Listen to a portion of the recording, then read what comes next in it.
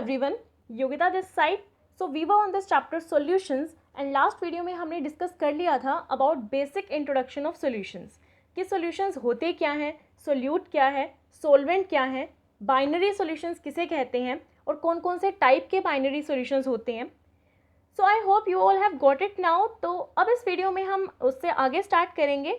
And if you have not watched that video yet, then I'll suggest you to watch that video first and then move on to this particular video. और उस video का link आपको description box में मिल जाएगा, right. तो चलो start करते हैं. और आज जो टॉपिक हम स्टार्ट करने वाले हैं वो है कॉन्सेंट्रेशन ऑफ सॉल्यूशन, राइट. तो इस वीडियो में हम बिल्कुल डिटेल में डिस्कस करेंगे कॉन्सेंट्रेशन ऑफ सॉल्यूशन को और क्या क्या मेथड है जिनसे हम क्या कर सकते हैं, कॉन्सेंट्रेशन ऑफ सॉल्यूशन डिटर्मिन कर सकते हैं, राइट.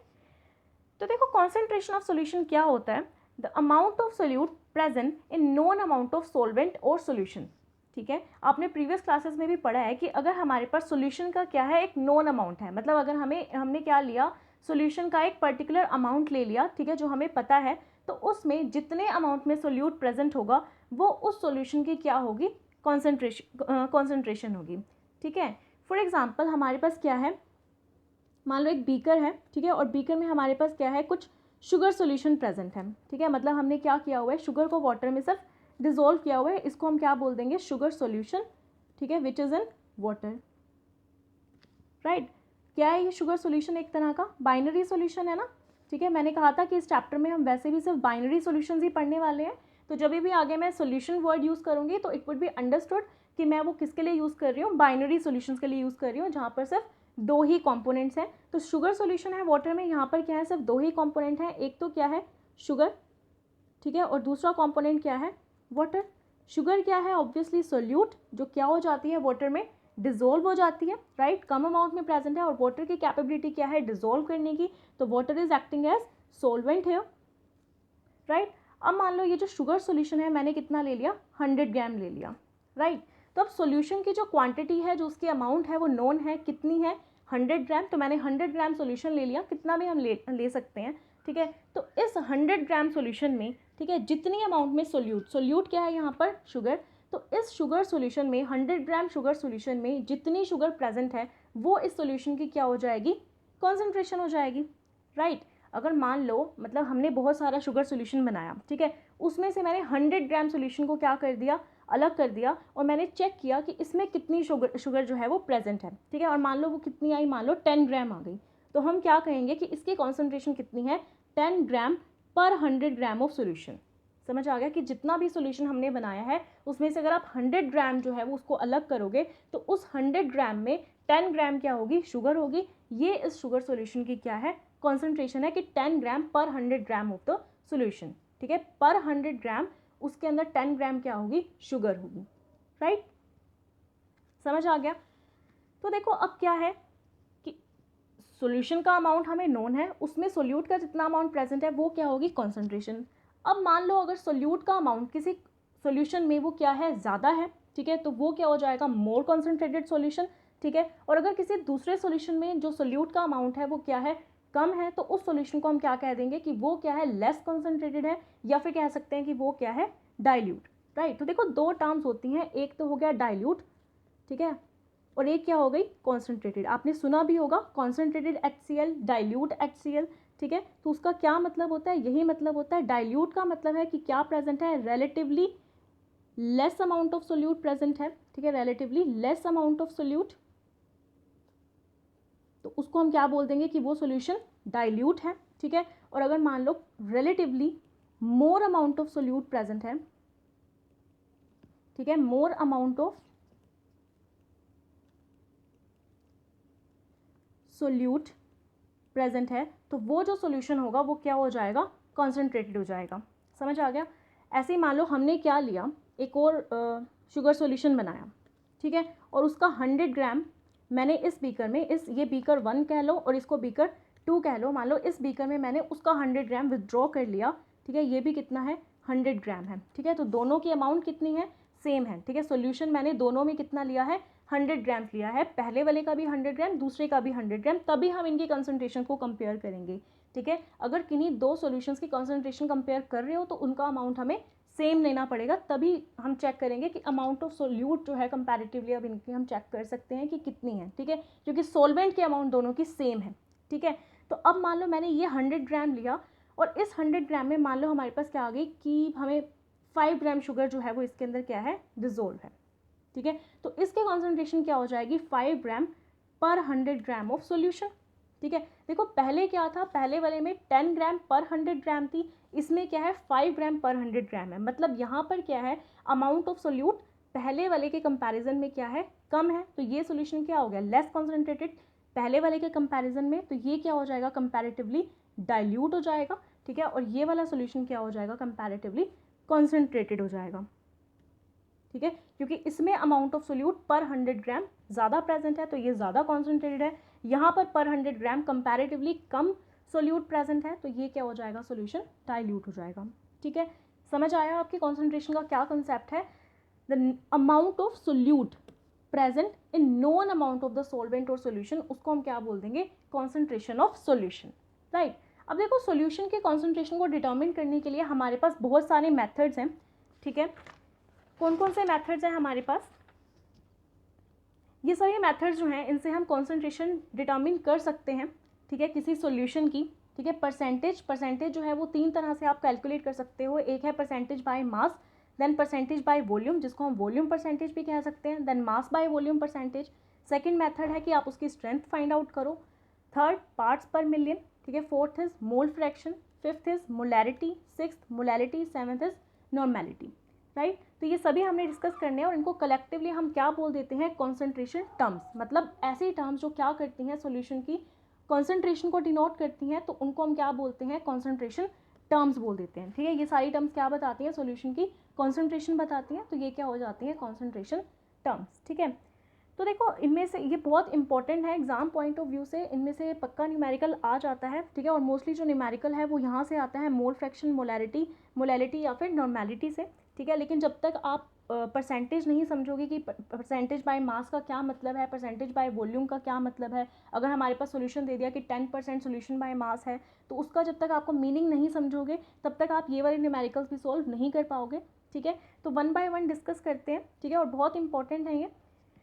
चलो स्टार्ट करते हैं। देखो सबसे पहले क्या है, परसेंटेज, ठीक है। देखो अगर आपको परसेंटेज कैलकुलेट करनी है, आप वैसे भी परसेंटेज कैलकुलेट करते हो, परसेंटेज का क्या मतलब होता है, परसेंट, मतलब पर 100 पार्ट्स ऑफ सॉल्यूशन हमें देखना है कि पर 100 पार्ट्स अगर हमारे पास सॉल्यूशन के हैं तो उसके कंपैरिजन में कितना सोल्यूट हमारे पास प्रेजेंट है, ठीक है। तो वो क्या हो जाती है, परसेंटेज हो जाती है सॉल्यूशन की, राइट। अब आप परसेंटेज बाय मास कब करोगे, परसेंटेज बाय मास कब होगा, जब दोनों मतलब सोलवेंट भी और सोल्यूट भी क्या है, सॉलिड। अगर सॉलिड सोलवेंट में डिजोल्व है तो आप क्या निकालोगे, परसेंटेज बाय मास, मतलब उनकी क्या होती है, मास परसेंटेज होती है। अगर मान लो हमारे पास क्या है, लिक्विड प्लस लिक्विड है, तो आप परसेंटेज बाय वॉल्यूम कैलकुलेट करोगे।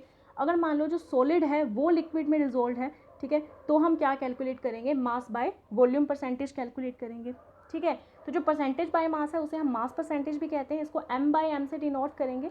सबसे पहले इसी को डिस्कस करते हैं। देखो मास परसेंटेज का क्या मतलब है, ठीक है। मास परसेंटेज का मतलब होता है कि अमाउंट ऑफ सोल्यूट, ठीक है, अमाउंट ऑफ सोल्यूट, ठीक है, जिसको हम किस में लेंगे, ग्राम्स में, क्योंकि हम मास की बात कर रहे हैं, ठीक है, मास परसेंटेज फाइंड आउट कर रहे हैं। तो अमाउंट ऑफ सोल्यूट प्रेजेंट, ठीक है, present in 100 gram of solution. मतलब अगर हम सोल्यूशन का क्या ले लें, 100 ग्राम ले लें, परसेंटेज निकालनी है तो परसेंट मतलब सोल्यूशन के पर 100 ग्राम कितना अमाउंट ऑफ सोल्यूट प्रेजेंट है, उसको हम क्या बोल देंगे, मास परसेंटेज ऑफ सोल्यूशन, राइट। वो क्या हो जाती है, मास परसेंटेज ऑफ सोल्यूशन, ठीक है। फॉर एग्जाम्पल अगर मैंने कह दिया कि मान लो हमारे पास क्या है, 10% सोडियम कार्बोनेट है, ठीक है, बाय मास, ठीक है, 10% solution of sodium carbonate by mass. तो इसका क्या मतलब होगा, 10% solution of sodium carbonate by mass, मतलब उसके अंदर क्या है, 10% है, तो मतलब 100 ग्राम तो उसके अंदर हम सोल्यूशन ले रहे हैं, ठीक है। उसमें से 10% सोडियम कार्बोनेट, मतलब 10 ग्राम उसके अंदर क्या है, सोडियम कार्बोनेट है, ठीक है। और 100 माइनस 10 90 ग्राम क्या हो जाएगा, सोल्वेंट। समझ आ रहा है। तो 100 अगर 10% सोल्यूशन है तो क्या मतलब हुआ कि परसेंट मतलब पर 100 ग्राम हम चेक कर रहे हैं, मतलब सोल्यूशन का हमने कितना मास लिया है 100 ग्राम। 10% सोडियम कार्बोनेट है तो मतलब क्या हुआ कि पर 100 ग्राम 10 ग्राम क्या होगा सोडियम कार्बोनेट। ठीक है, सोल्यूट आ गया हमारे पास 10 ग्राम, सोल्यूशन कितना है 100 ग्राम। तो सोलवेंट कैसे निकलेगा, सोल्यूशन के मास में से आप सोलवेंट के मास को माइनस कर दोगे, सब्ट्रैक्ट कर दोगे, तो आपके पास सोलवेंट का मास आ जाएगा, कितना आ गया 90 ग्राम। ऐसे ही अगर मान लो ये 10% की जगह क्या दे देता 20% सोडियम कार्बोनेट बाय मास, तो आप क्या करते 20% सोडियम कार्बोनेट का सोल्यूशन है, मतलब परसेंट मतलब 100 ग्राम है क्या सोल्यूशन। 20% सोडियम कार्बोनेट है तो इसका मतलब हुआ कि जो 20 ग्राम है वो क्या है sodium carbonate, that is solute. ठीक है, और 100 माइनस 20 80 ग्राम्स हमारे पास क्या हो जाएगा सोलवेंट, जो कि क्या ले लिया हमने वाटर, राइट। तो ये मतलब होता है मास परसेंटेज का। तो अगर कहीं पे भी आपको दे रखा है कि 10% सोल्यूशन बाय मास, तो इसका मतलब क्या है कि जो सोल्यूशन है वो कितना है 100 ग्राम है और सोल्यूट कितना है 10 ग्राम्स है, राइट। अगर मान लो आपको क्या निकालनी हो किसी कंपोनेंट की मास परसेंटेज अब निकालनी हो, तो कैसे निकालोगे मास परसेंटेज, जैसे आप परसेंटेज निकालते हो, जैसे आपके मार्क्स आते हैं तो आप परसेंटेज कैलकुलेट करते हो, तो कैसे करते हो जितने आपके मार्क्स हैं divided by total marks multiplied by 100।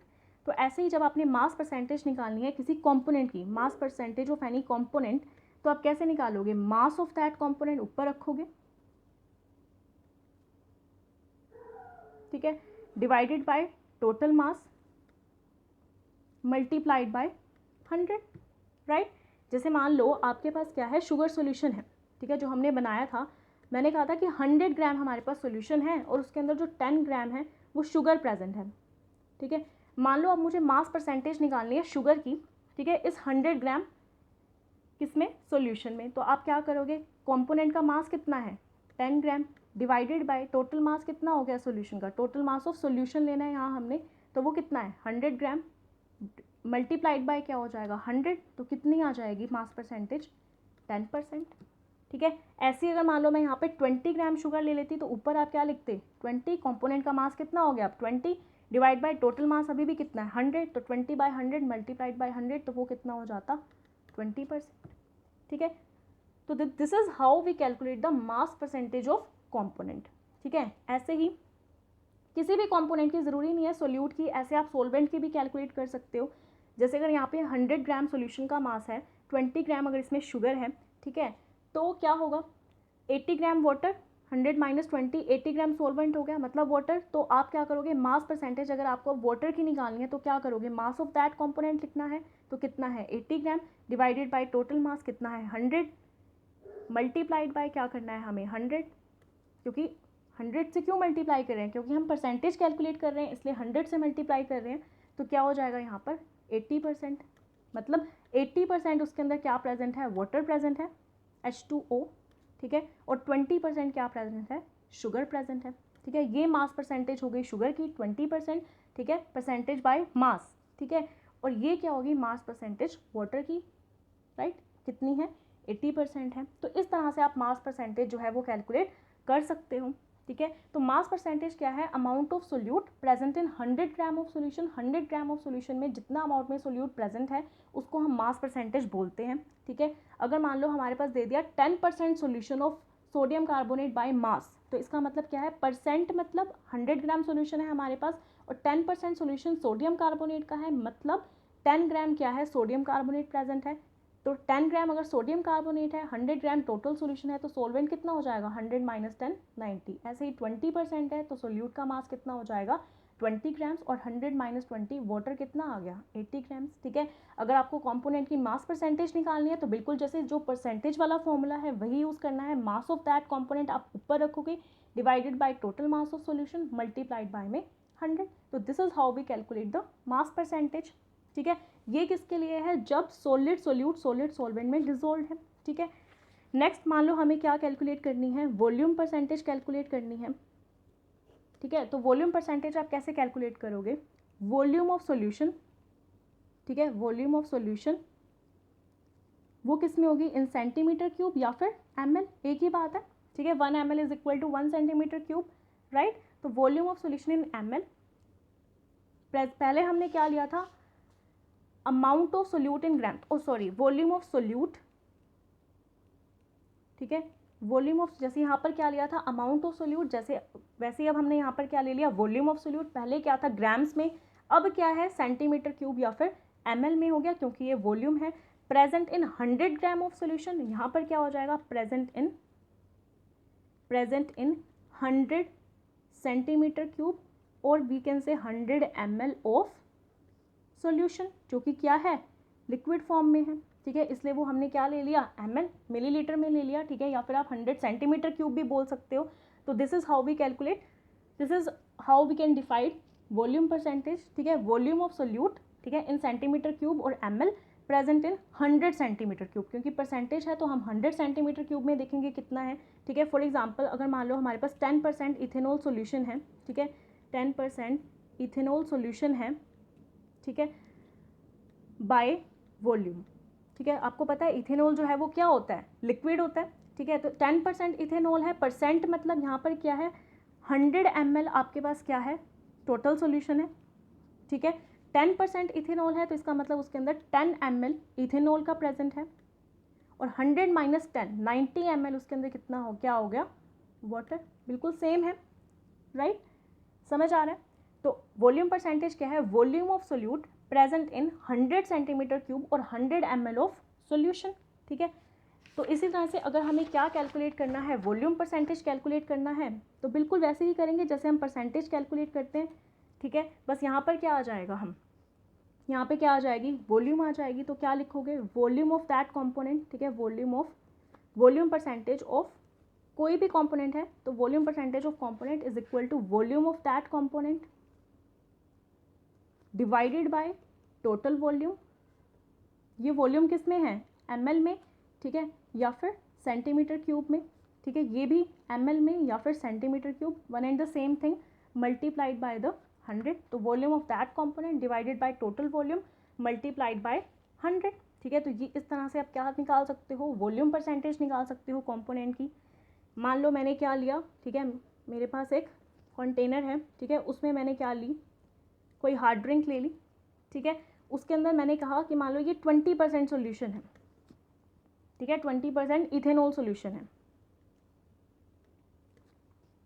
ठीक है, 20% इथेनॉल सोल्यूशन है। तो इसका मतलब क्या हो गया कि 100 ग्राम तो हमारे पास क्या है 100 ml तो क्या है हमारे पास सोल्यूशन, और 20 ml क्या है हमारे पास इथेनॉल है, ठीक है।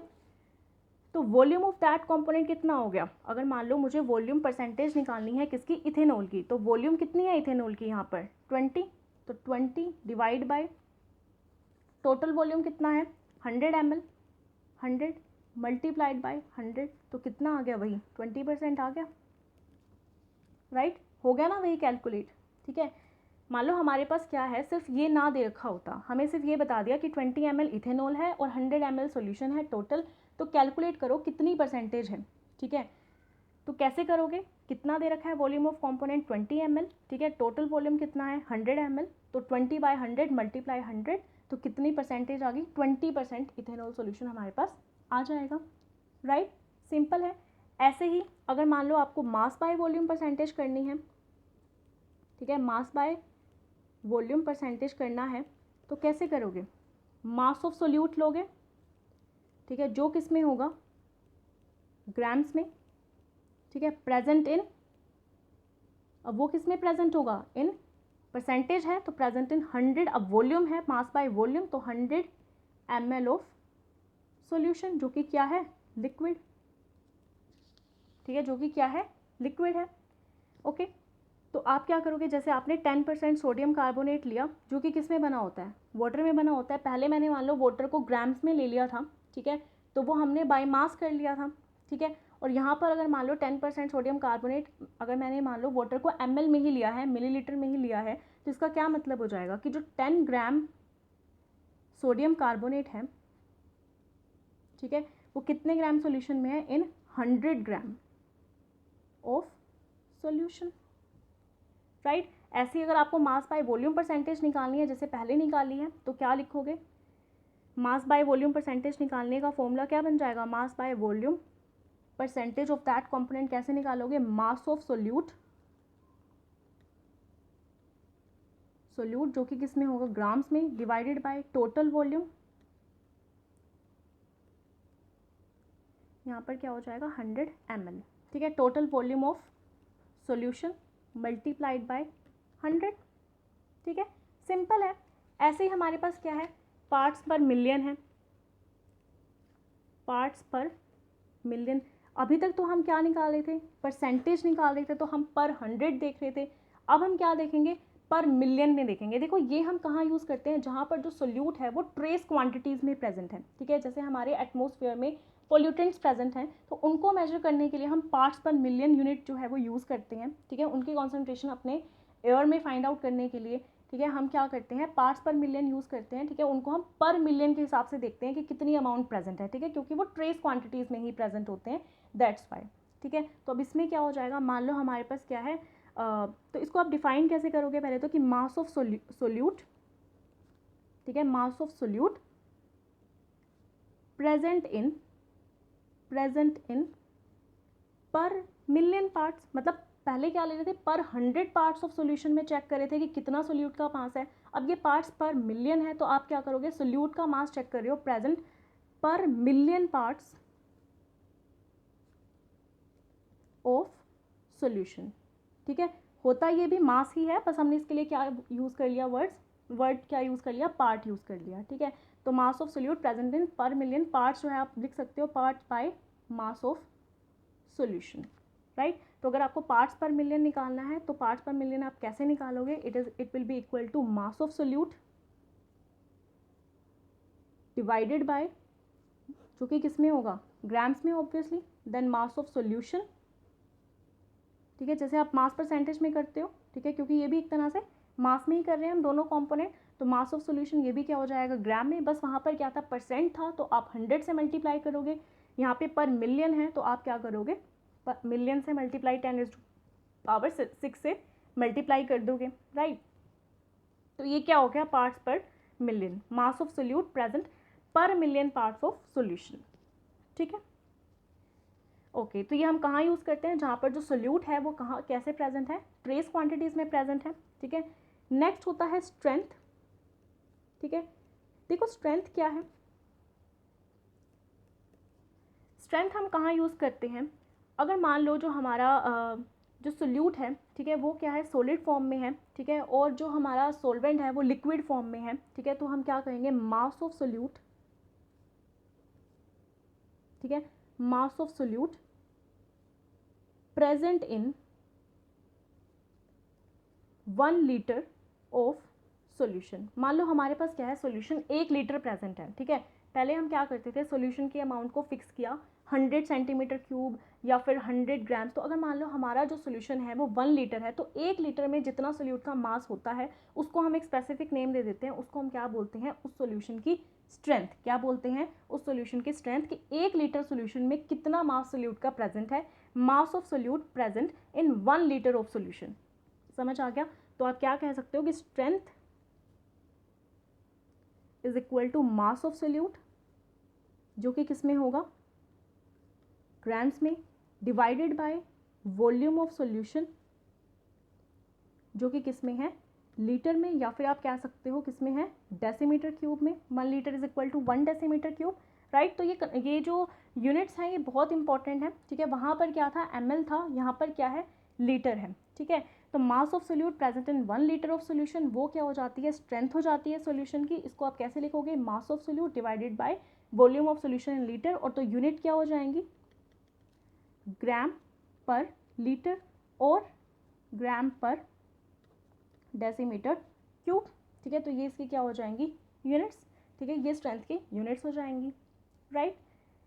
तो अभी हम इतना ही करेंगे। नेक्स्ट वीडियो में हम डिस्कस करेंगे मोल फ्रैक्शन, मोलैरिटी और नॉर्मेलिटी को, ठीक है, और उनके न्यूमेरिकल्स भी करेंगे, ठीक है। तो अभी के लिए आप इसको पढ़ो, ठीक है।